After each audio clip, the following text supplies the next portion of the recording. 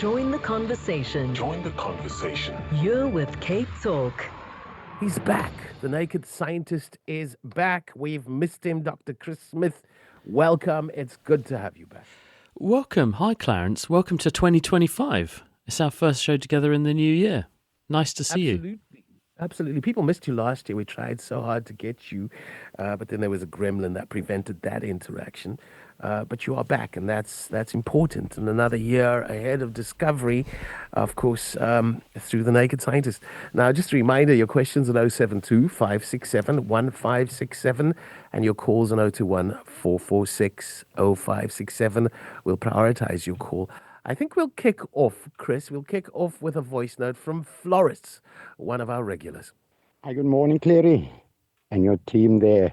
Floris here, Isova Boosterman, and good morning to Dr. Smith, and happy 2025. Yeah, Dr. Smith, is there any scientific method on how to stop a bad habit? You see, I have a really craving for chocolates and coffee, and I'm old. I don't want to die just because of a slab of chocolate or a cup of coffee. How can one slowly stop drinking coffee and eating chocolates? Yeah, I really struggle with that. You're in good company, my friend. I can see Clarence is laughing at that as well. I remember when I was at school, I went to the school kind of sick bay one day. I had a sore throat or something. And there was a poster on the wall. And it had a well-known cartoon character who was standing in front of his doctor. And the doctor was saying, now, the best thing you can do, young man, is to stop smoking, stop eating all this unhealthy food, and get more exercise. And the guy then says to the doctor, well, what's the second best thing I can do? Because that doesn't sound like an appealing option. Look, life is for living, and you have to balance having lifespan versus health span and enjoyment. Quality over quantity is what they always say. That doesn't mean we throw caution to the wind and live too dangerously, but you've got to live a bit dangerously. As one nutritionist put it to me once, you've got to have treats. If you live on an awful diet, as in awfully boring all the time, you might live a bit longer. It'll certainly feel like you do, because life's so miserable and boring, it'll feel like you're living forever. It's quite right. So don't feel you have to give up everything, but have everything in moderation. Have a think about, well, do I need to eat the whole lot, or could I eat a bit less? And aim for something that will make you feel good and give you that little hit of dopamine to make you enjoy the day, but doesn't rob the day of all of its light and brightness and colour, but at the same time might be a step towards making you feel virtuous, which will in turn make you feel good, won't it? And so perhaps there's a balance to be struck. Yeah, I ask myself that question all the time. You don't have to have all of it. And I never answer that question somehow, but I need to get there. Right, now let's go to Colleen. She's got an itch and she wants you to scratch it for Dr. Smith. When I get an itch on my back and scratch it, it moves to another area. This happens multiple times. What causes this wandering itch? Good morning. Well, first of all, what's an itch? We have in our skin a unique population of nerve cells whose only job it is to signal itch sensation. They feed into our spinal cord, and when they turn on, they say to the spinal cord, the patch of skin that I supply is sensing an itch. But they have a very big, what we call receptive field. In other words, if you stimulate anywhere in a big patch of skin, specifically in certain parts of the body, and the back is the classic one, the area that you can stimulate, and the body can't tell the difference between one area of it and the other, is your back. And this is because we devote a certain density of nerve cells to different patches of the skin according to how much information we need to get from that bit of skin. Now, when you reach into your pocket and you feel around in there and you think, that is the R1 coin I want, or that's the key to my back door, you're doing it by exploring with your fingertips the surface profile of the things you're touching and discriminating with extreme accuracy, very high 2-point accuracy, tiny details. Your fingertips can do that because they have a really high density of innovation. Your back doesn't. Your back has a receptive field of maybe 10 to 15 centimetres across. In other words, I could prod you anywhere within about a 10 centimetre radius, or circle rather, diameter, and you would think I was touching you in one place. I could be touching you in multiple places and you'll only feel it in roughly one. And that's because we don't really use the small of our back or the middle of our back to discriminate coins or keys. So as a result, a sensation in one place isn't necessarily where the problem is coming from. So when you scratch in one place, you turn off those itching nerves a bit. But if the sensation, which is activating those itching nerves, is still there because you've actually scratched in slightly the wrong place, then as soon as you take away the scratch, which is suppressing or turning off the itch because it's a bit painful and pain inhibits itch, the itch comes back. So the answer is to have a bigger back rub. And for that, you need a friend. So go and ask a close friend, give me a back rub. Or go and get something like a scratching post and rub up against that, although not in public because that might look a bit strange. Okay, now lots of questions in about the extent, the scale of the Hollywood fires, and Katlego wades in as well. He says in Pretoria we haven't had much sun since the 10th of December. Does the 2024 being the hottest year in history contribute to the everyday rain for a whole month here in Pretoria? Is Katlego experiencing climate change? Well, we think the whole world is experiencing climate change. Climate isn't just for us in our neighbourhood. That's the whole thing that makes it a global problem. We're all invested in this and we're all going to be part of the problem and part of the solution. So yes, he probably is experiencing climate change in just the same way I'm experiencing climate change. The world's climate is changing. There's been a warming signal. There's a range of reasons why the world is warming up. We're up a degree or so on average across the world in the last couple of hundred years. We think the main culprit is carbon dioxide that we've emitted largely through our activities, burning fossil fuels, for example. You mentioned the bushfires, the wildfires in Los Angeles. Big wildfires can actually contribute as much as a quarter of all of the CO2 that the world produces in a year. So when we have big fires like this, they will accelerate the whole mechanism of climate change. So it's something we all need to be aware of, and it's something we can all do our bit to help, because as we move towards a more sustainable existence, thinking about the human footprint on the planet, there's 8.5 billion of us around now, up 20-30% in the last 2 decades alone. It's a huge impact that we make on the environment. We owe it to the planet that supports us to try to make as small a dent as we possibly can through being here. And that means thinking about how we use energy more efficiently, water more efficiently. All these things have a carbon footprint and an environmental impact, and we owe it to the planet to try to minimise our impact. I think we should go to a voice note in on vivid dreams. Good morning, Dr. Smith and all your listeners.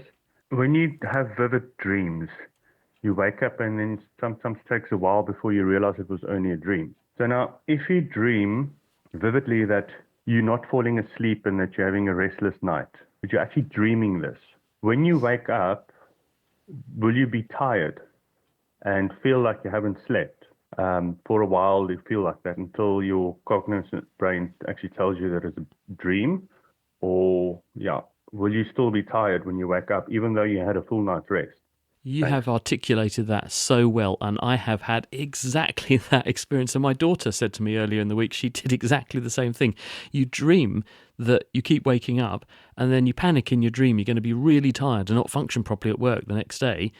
And you were asleep, but you were dreaming this, and it leads to disturbed sleep. So it's a self-fulfilling prophecy, I think. So the answer is yes, you do feel tired the next day, because if you have these particularly arousing dreams that make you keep waking up and panic about the fact that you're not sleeping properly, it makes you not sleep properly. And then you don't restore yourself, and the next day you feel pretty down. Right, we've got another voice note in on skin tags. Let's take a listen, Joe. Hi, Clarence and Dr. Chris. If skin tags are not contagious, how did I get them? Is it also okay if I cut them off? Or do I need to do that in hospital? Right, well, skin tags, first of all, I can reassure you, are almost always harmless. Not always, but almost always. So, first thing, they're usually nothing to worry about.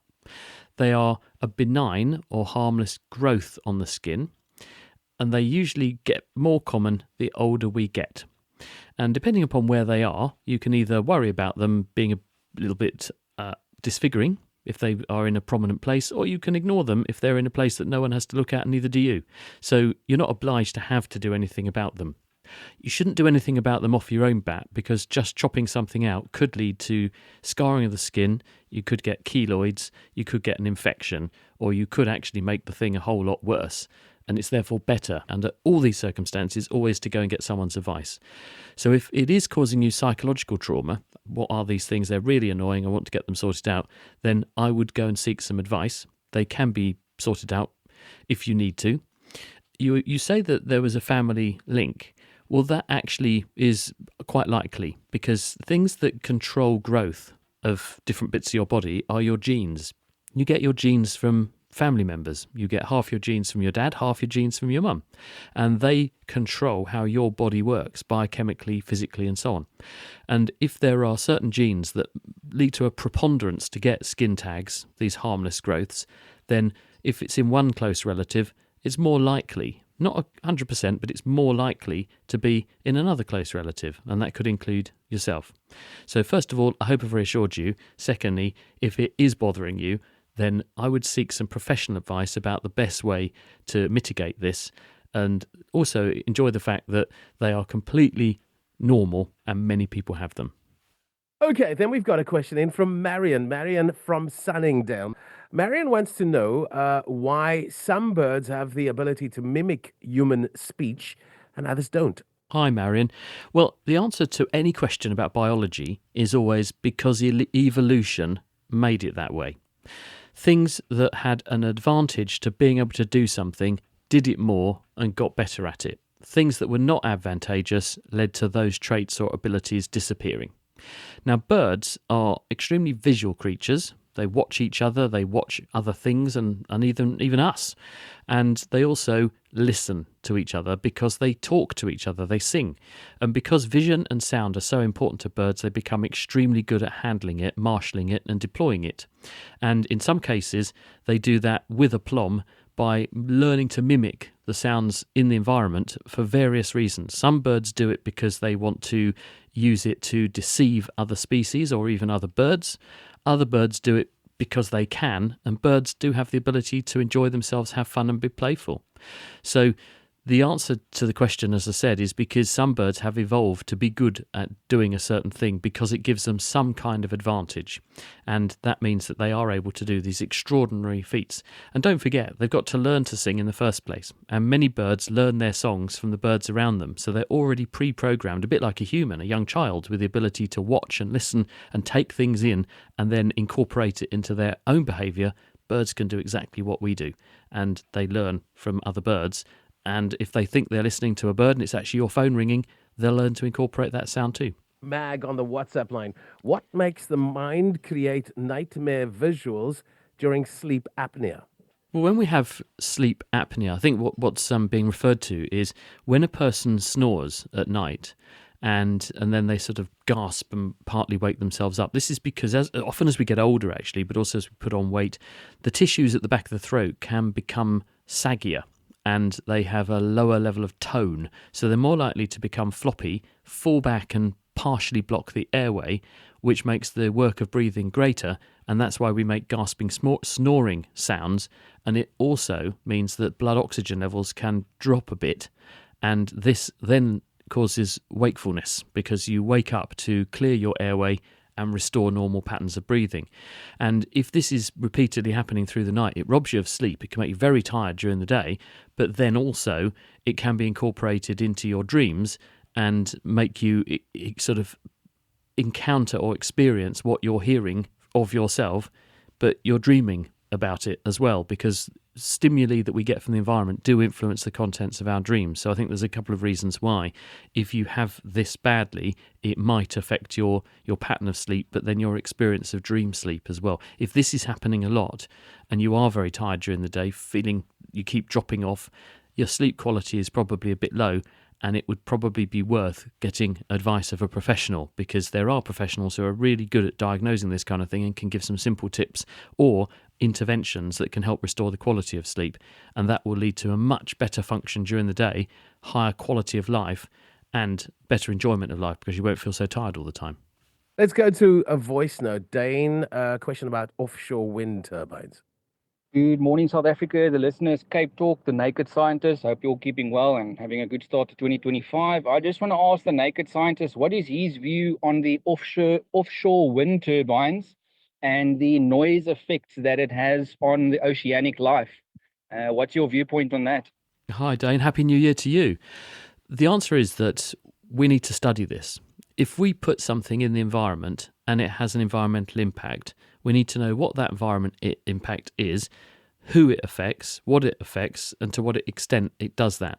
Because everything is a balancing act. If we don't have the wind turbines, where do we get the energy from? If we do have the wind turbines, what environments are impacted? What environments are more sensitive? What environments are less sensitive?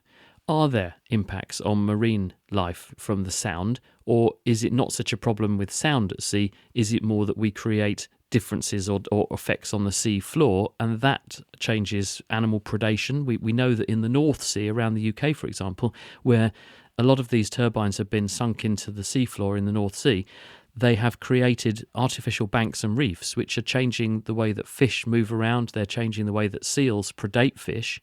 Well, does that benefit the fish, or does it benefit the seals? Are the fish population therefore going to rise or fall? Until we do the studies, we don't know. So it's really important with any kind of project like this that there are full environmental impact assessments. And these are usually done, but in some countries better than others. But it is important that they're done so that we can answer precisely those sorts of questions. That's a bit of a hand-wavy answer. We don't know 100% what the right answer is yet and how this applies to all environments, but people are looking because they're asking the very question you have, and it is a concern. If we're going to do this sort of thing at scale, we need to know what sort of trouble we might be storing up for ourselves in the future, a bit like we should have said 200 years ago when we started to open power stations and steam engines turned on. Let's go to Nikki's question. Morning, Nikki here from Pinelands. I have a question to do with DNA and genetics. My grandfather on my father's side and his wife married each other, and my grandmother's brother married my grandfather's sister. So, in effect, the gene pool for those two couples was exactly the same. And you say that half the genes come from the mother and half from the father. Yet all my dad's and his siblings are nothing alike in appearance. His cousins, who are first cousins and actually double cousins because of the couples marrying each other. How do you explain that? Hi, Nikki. Great question, and Happy New Year to you. When I said you get 50% of your genes from dad and 50% from mum, the amazing thing about genetics and about genetic diversity is how the genes are mixed up when we make sperm and eggs. Because it's not the same 50% that your dad gives to each sperm and therefore to each son or daughter. It's a different 50%, because when the cells make sperms and eggs, they look at each of the chromosomes in turn. You've got 23 pairs of those, and they randomly choose one of the number ones, either the dad's mother or the dad's dad number one, the dad's mum or dad's dad number two, number three, and so on. So you get a random selection of the chromosomes to start with. So although there's 50% in common, they're not the same 50% every time. It's a different 50%. And then when they do put them together, they also swap bits over between the two chromosomes before they do that. So chromosome number one, you might have your dad's copy of it, but it will have swapped a chunk of itself with chromosome number one that your dad got from mum to make a chromosome number one with some new bits in it. And this creates enormous mixing of the genes, so you don't end up with a situation that you're thinking, hang on, I share all these genes with this relative, why don't I look like them? Because although you have about a 50% overlap in genes, for example, with a brother and a sister, they're a different constellation of genes, and therefore they're completely different in terms of their makeup, and so you end up looking different. Thank goodness. Wouldn't it be boring if we all looked the same? And we have Rod on the line from Muizenberg. Welcome, Rod. Good morning, Chris. My question is, I see there's a recently identified black hole called Gaia BH3. Now, my question is, how do you identify a black hole if it doesn't emit any light? And what causes a black hole? Hi, Rod. Maybe are we in a black hole? I hope not. I don't think so. But the answer to this bothered scientists for a long time, because scientists postulated that black holes existed. But obviously, as Rod says, if you've got something which, because it has such intense gravitational impact on the space around it, it distorts the universe to the extent that not even light can go out of it, then you're looking for something that doesn't produce anything we can see. Because hitherto, most of the ways that we were investigating the universe was with telescopes that look for light that we can see, visible light telescopes. So scientists then had to scratch their heads and think, well, how do we see something that doesn't produce any light? Because all the light's gone into the black hole. That's why it's a black hole. So we had theories that they existed, but we had not directly observed them until more recent decades, and we infer their existence by looking at their impact on the space around them. Black holes are in some cases enormous, but in some cases much smaller, but they are intensely massive. They have the weight of a whole star in one tiny patch of space. They're incredibly dense, and in this way they distort or deform space to an extreme extent. This has the effect, because of that intense gravity, of distorting the path of light that does go past the black hole. So we can see these distortions, that's one way, and that tells us, because of this phenomenon of gravitational lensing, that there's something there in space. And then we can do things like use gravitational waves now, discovered about 10 years ago, got the Nobel Prize for Kip Thorne and his colleagues who discovered gravitational waves.